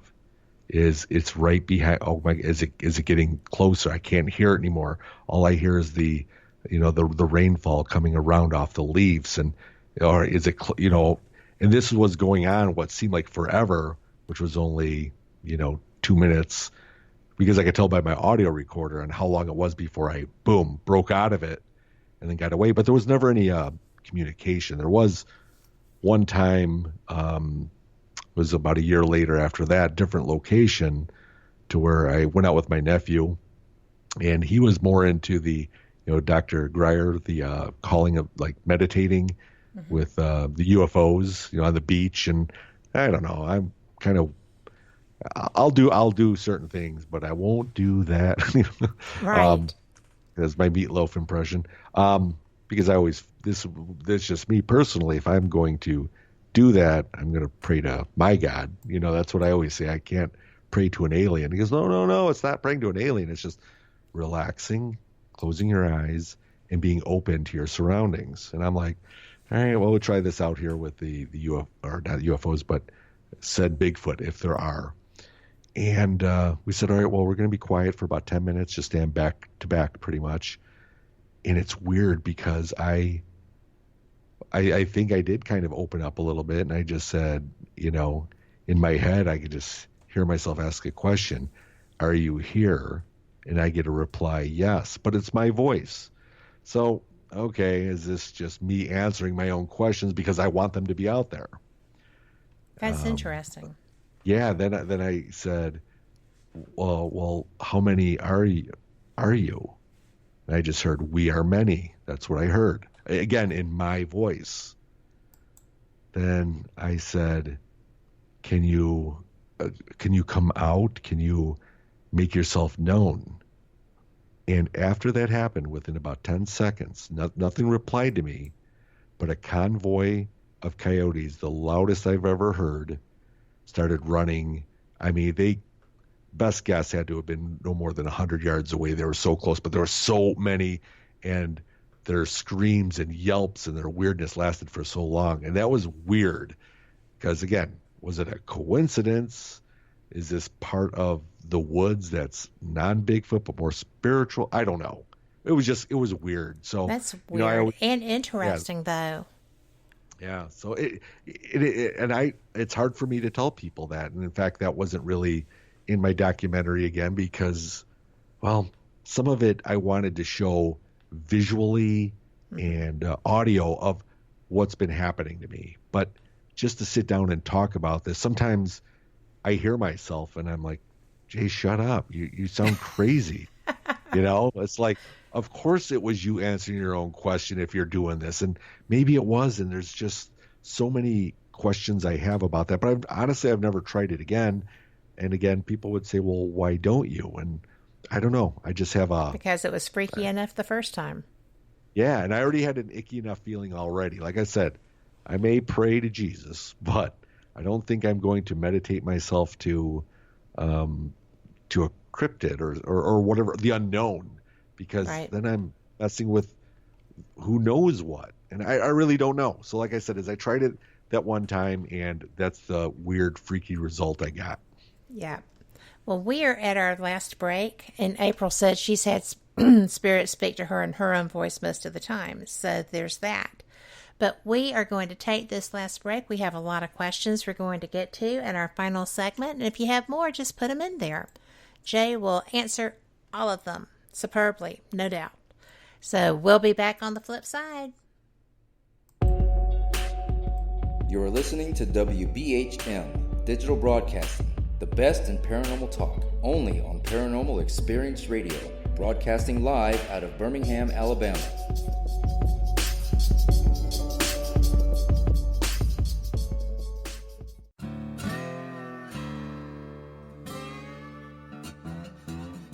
Oh, come on. I'm Southern, but... Nope. That'll do. Hello.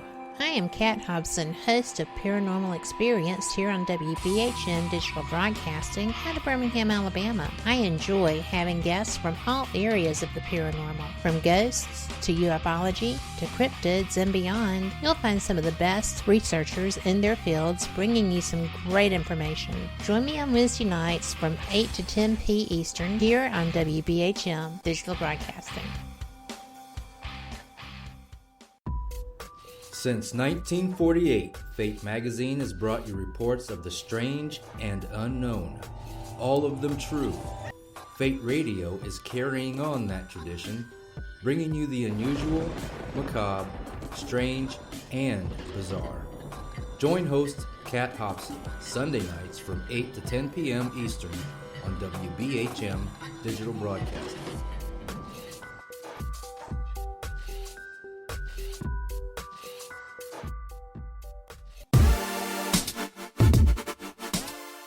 Listening to WBHM Digital Broadcasting, the best in paranormal talk, only on Paranormal Experienced Radio, broadcasting live out of Birmingham, Alabama. Thank you for listening to WBHM Digital Broadcasting out of Birmingham, Alabama. The time is 45 minutes after the hour. Welcome back to Fate Mag Radio here on WBHM Digital Broadcasting. We are having the best time with my guest, Jay, and, well, Bachochin. Sorry, Jay. I went through the whole intro and never said his last name, y'all. It was such a That's okay. Just Jay, remember. Like Madonna, like Cher, just Jay. Yeah, you are. You are. You're just that special. But we have questions, and... Okay.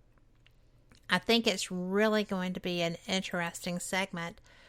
Let's see, Sherry has had a couple, and she was interested in knowing if you have ever smelled a Bigfoot or, had a...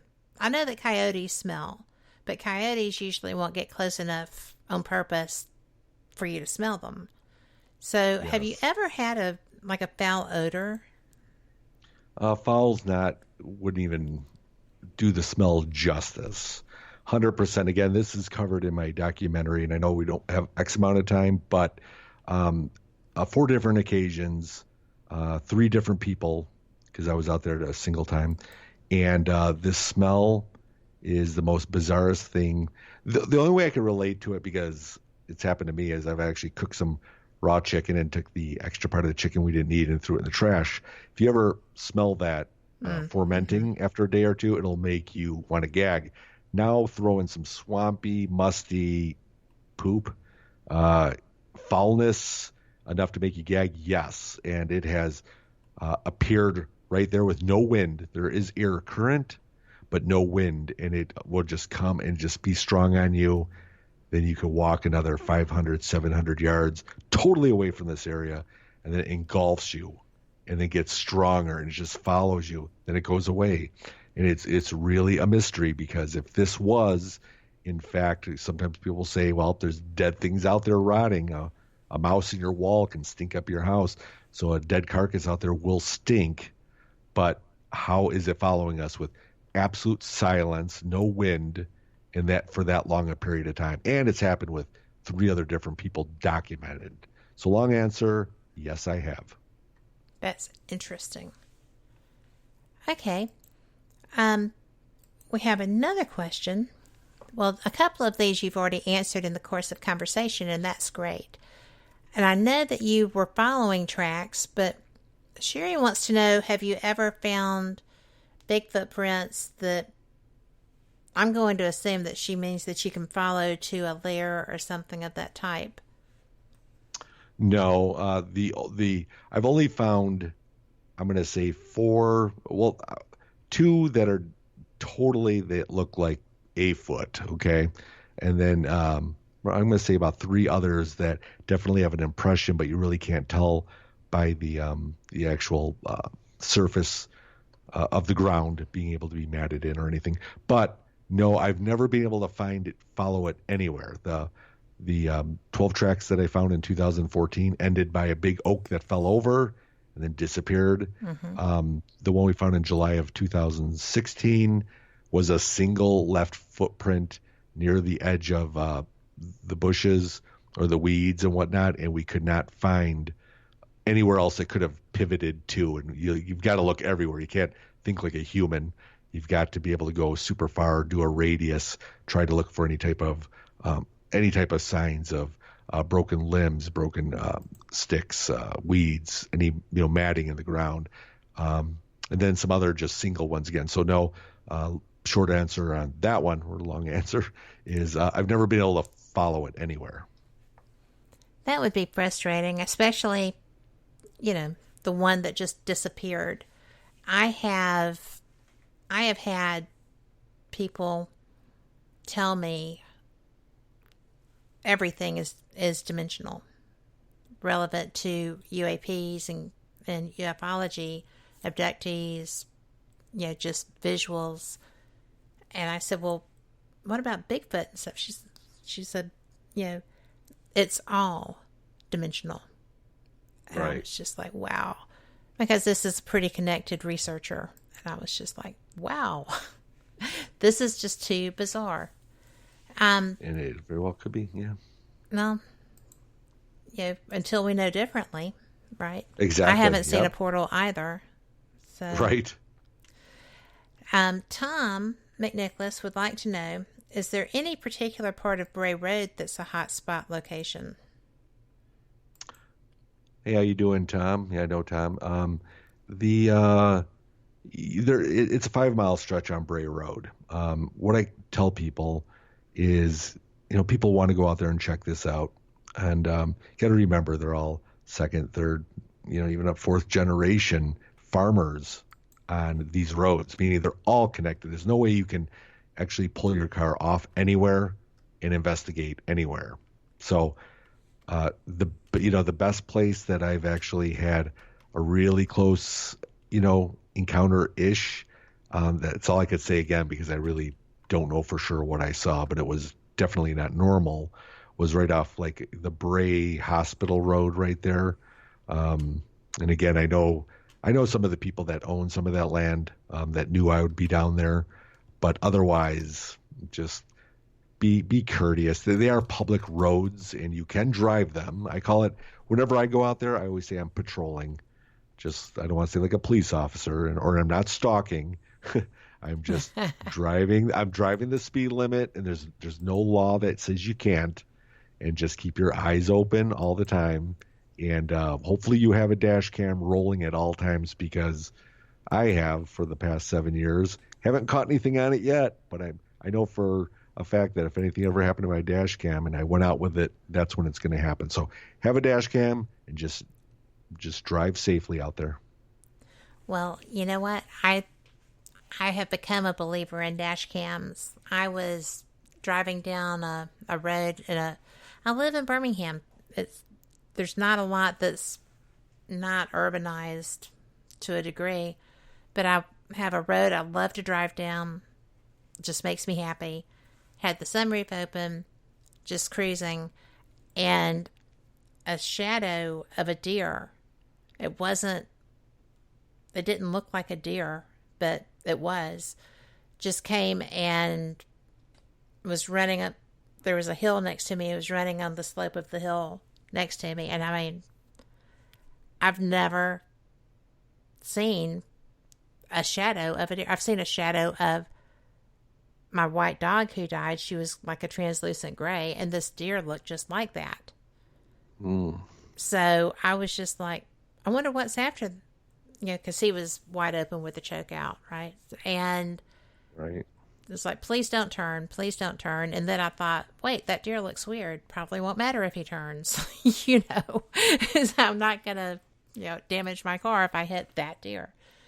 But it was just one of those strange things that the area we were in is where people used to experience Bigfoot. I mean, back in the day in that area, it was no big deal because people lived on mountains and in valleys and stuff, and just interacted. Basically, they were considered a Right. nuisance, and you had to be careful, but it wasn't considered an oddity. I find that fascinating. I know, When I've- very When I've much. talked to people that lived there, and they'd come out, they would get your stuff or whatever. They had to eat, and it was easy. Right. But I think that dash cams in that particular area would be catching stuff. Yeah, they're good for everything. That's what I always say is you don't know. I mean, whether you want to catch a ghost, a light, a Bigfoot, but how about two deer that come out like dressed up like clowns and they're dancing and laughing and that'd be kind of cool to catch, wouldn't it? Well, you know what? No one would believe it. You go down in notoriety. It would be fun. I know exactly. That's but it's CGI. Exactly. Those initials, I mean, that just drives me crazy. Everything is not CGI. Yeah, there was somebody I just saw that posting on that to where show me any CGI software and how you do it, what type of computer, how do you render it. I mean, there's so many different things, but again, it's an easy way out. It's computer generated. A portal, that's an easy out too. Even though are they possible? Yes, but have you seen one? No. Well, have you seen a Bigfoot? Maybe. You know what I mean? There's so many different things. Everything, all that other stuff is pretty much white noise to me, and I try not to let it affect me. Even though I want to join in conversations, it doesn't matter. You'll get slaughtered because there's already those people. It's already a division. So either you got people that are going to want to follow you and like you, or just rip you apart on Amazon Prime saying I'm the biggest hack there is this side of, you know what I mean? So it's like, well, you're in good company with that. I mean, yeah. Anybody that is willing to put themselves out there on really any anomalous topic, they're just opening themselves up for that. But if you have a passion for it and it's what you saw and it's what you experienced and you're still willing to put that out there, knowing what's going to come, I'm putting my money on the person that's going to take the crap that's coming because they know it's going to happen. It's just got to do it. That's what people say. They're like, well, what happens if this happens to you? And I'm like, you know what? If I have to take one for the team, I will. And I don't mean that I want to.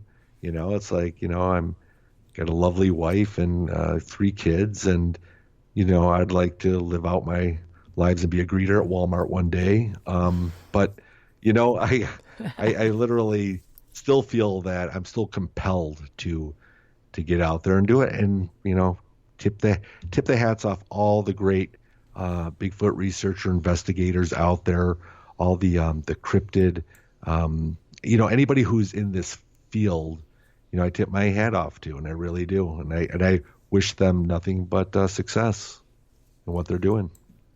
Well, that is no more than I would expect. You're very gracious. We have one last question, and this is from Angela.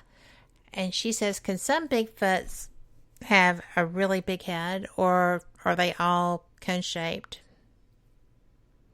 Well, for Angie, hello, Angie. With seeing all the different type of reports, I have heard and also have listened to, documented. Some have had, conical shape heads. Some have had round heads that just look like a person's head that are kind of melded into what looks like huge shoulders, but no neck, but they're just so, involved there.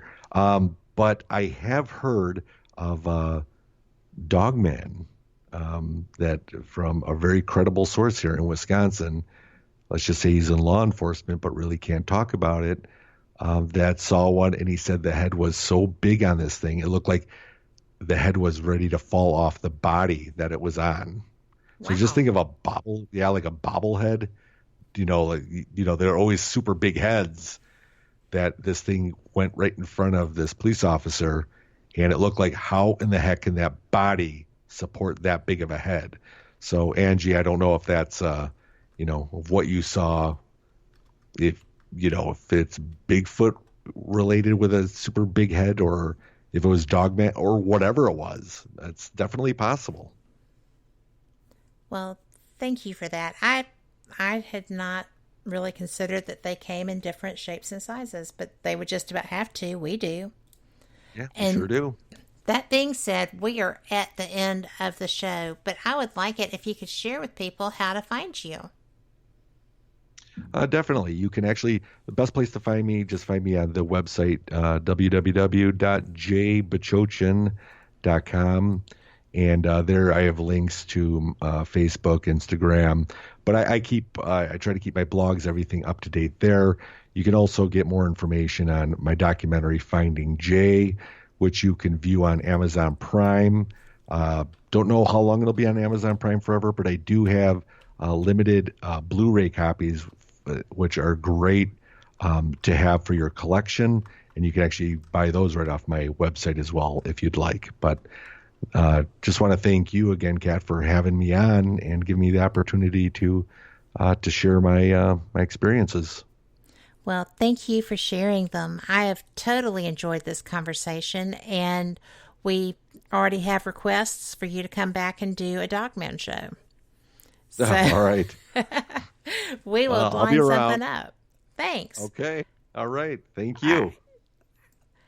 For all of our listeners, y'all are the reason that we do this. I appreciate every one of you being here because, you are the reason for the research, the writing, the trying to find such fantastic guests to bring information to you because you're curious like I am. You want to know and you want to have that knowledge base so that if you decide you want to go out, now you have safe ways to do it. You've got ideas to do if it's your first expedition or just an overnight hike in the woods or whatever you do. I appreciate the fact that you take your time to come here. And for those who are listening through download, thank you too, because we wouldn't be here if it weren't for you. Now, I know that everybody is just so sick of being indoors. Everybody is starting to put that toe in the water coming out.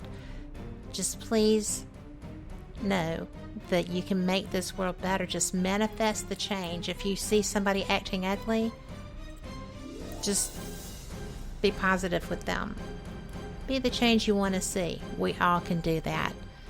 We'll talk to you next time here on Fate Mag Radio. Good night.